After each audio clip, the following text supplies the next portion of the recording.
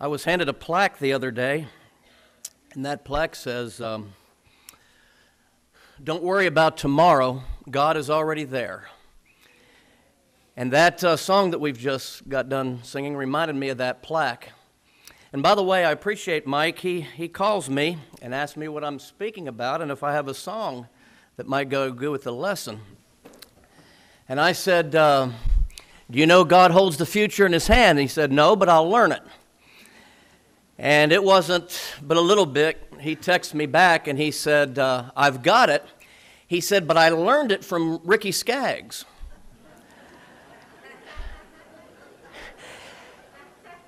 And he said, well, it may have a bluegrass flavor to it.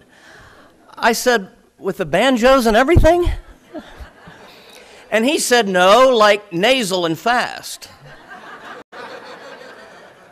I didn't notice a whole lot of nasal there. I thought it was good.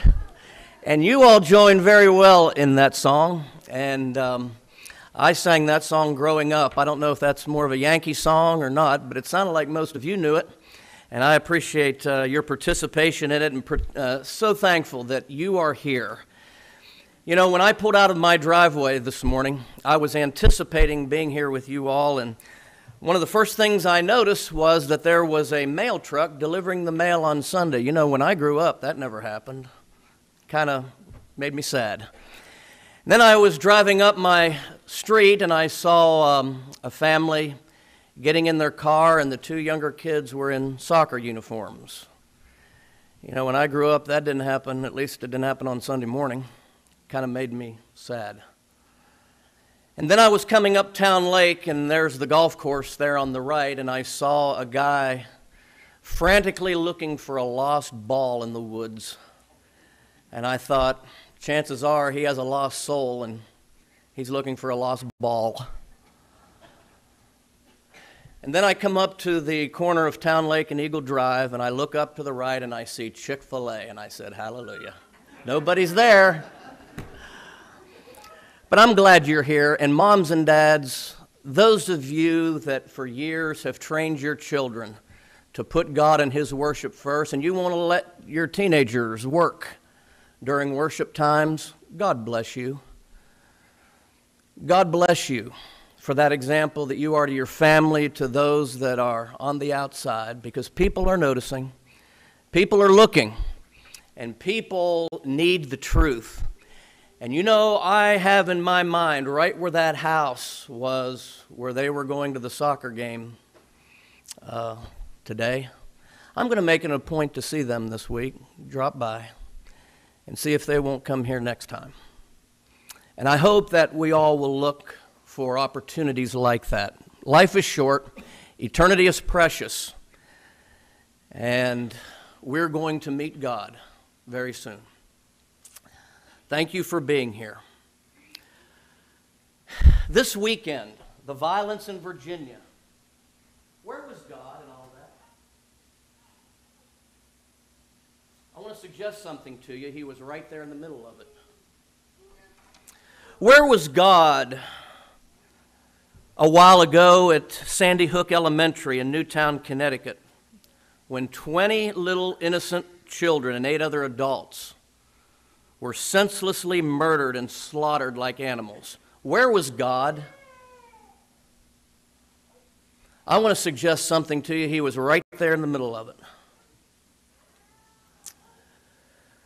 When I was serving as the chaplain of the Collierville, Tennessee Police Department, I received a call one day dispatching me to an address in town where a 12-year-old boy was accidentally electrocuted when playing in his backyard because of the faulty wiring of his family's air conditioning unit.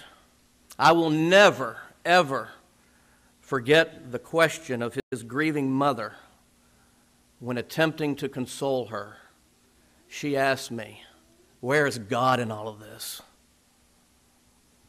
Many atheists today, because they cannot accept the fact that God doesn't stop evil, doesn't stop bad things from happening.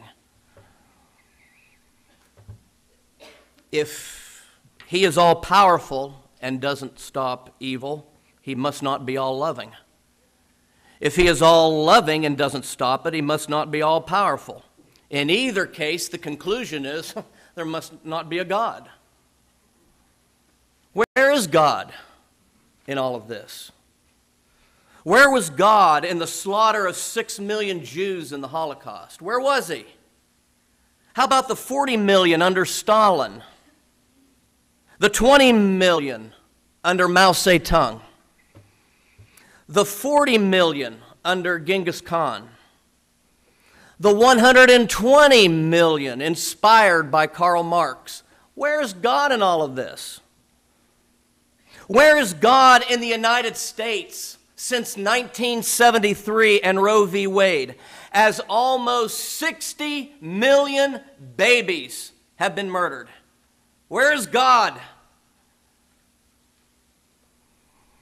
By the way, that 60 million figure are only those surgically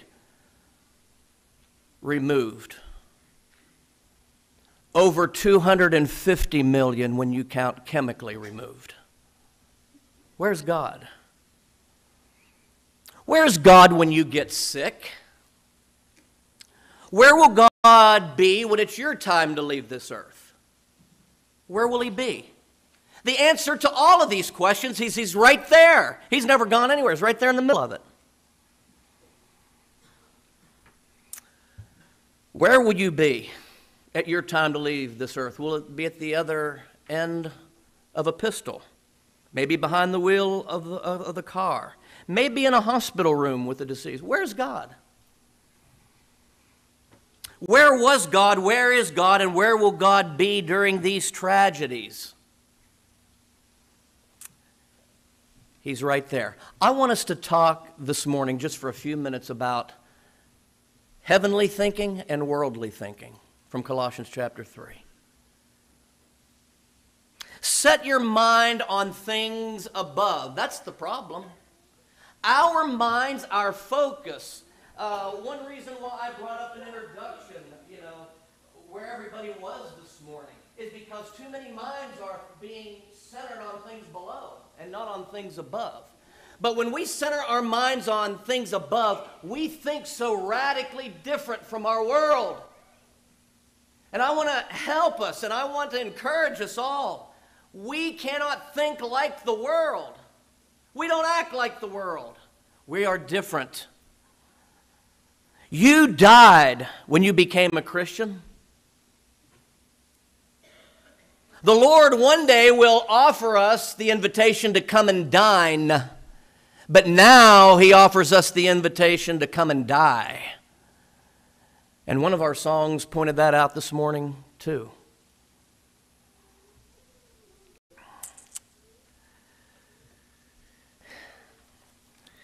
God allows these things to happen.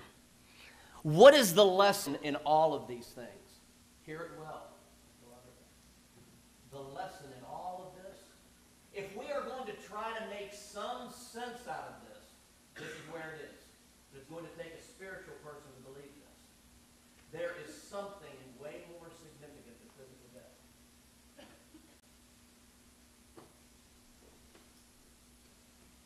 Carnal, worldly people don't understand that.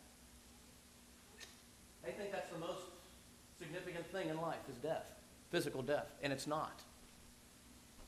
It's not. God allowed this to happen. How could God do this? You know how God can do it? Same way you can have children. You know they're going to die. You know they're going to get hurt. You know that they are going to suffer, but you have kids anyway. Why do you have them anyway? Because you, at least subconsciously in your mind, conclude there is something more significant than physical death. So you have kids.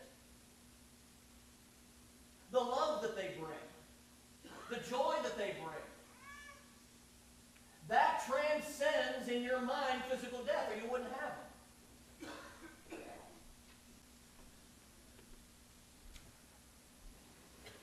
As human beings, as spiritual beings, we must stop thinking of death as the end of all things. This life is not the catch-all. And therefore, because we think that, then that leads to this idea, that everything in life revolves around us. Does that sound familiar? Everything revolves around us. Well, where was God during the Virginia violence this weekend? When seemingly evil was allowed to run free on a wild rampage, he was there.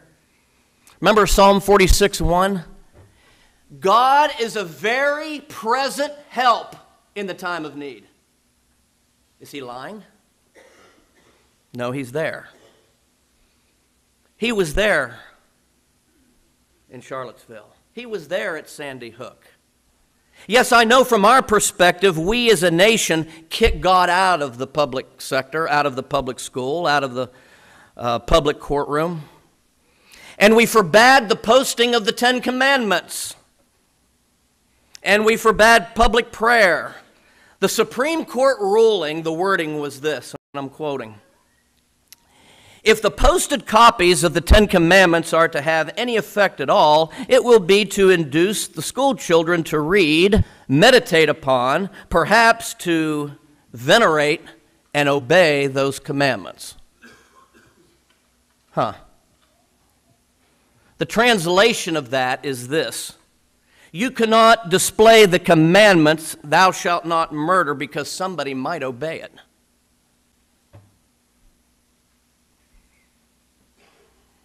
I understand the argument that we booted God out, but we actually don't have the power to tell the omnipresent one where he can and cannot be.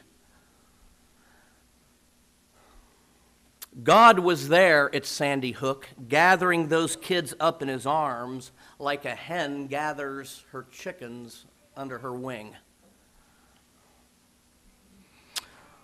One thing that really gets God's attention, as we find out in his word, is when innocent blood cries out. God doesn't like that. Where is God when such happens? He's present. He's over the whole situation.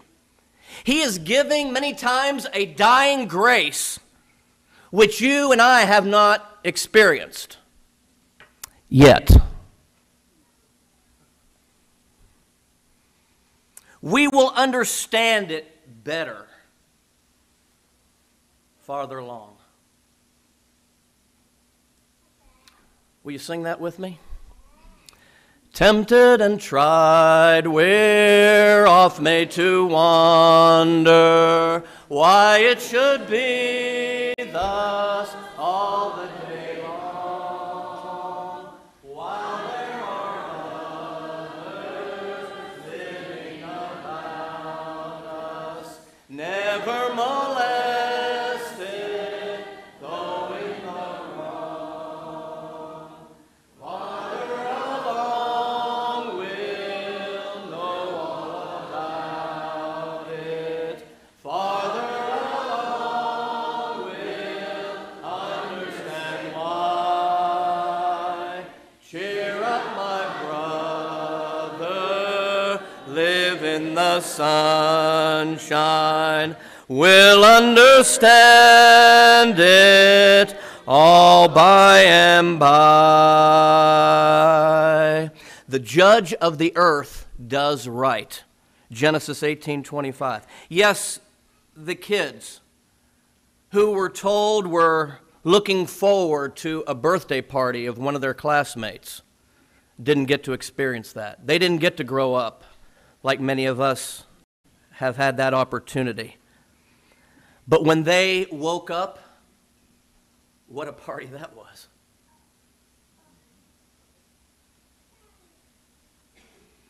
Do you think that they wanted to come back and be with mom and dad? No. You see, but we think all of life is caught up with us. Losing a loved one, yes, a significant thing. We've lost loved ones. But do you think that living on this earth, that after they experience what they experienced, they would want to come back? Really? See, this comes from this idea that the world is wrapped up with us and how we think.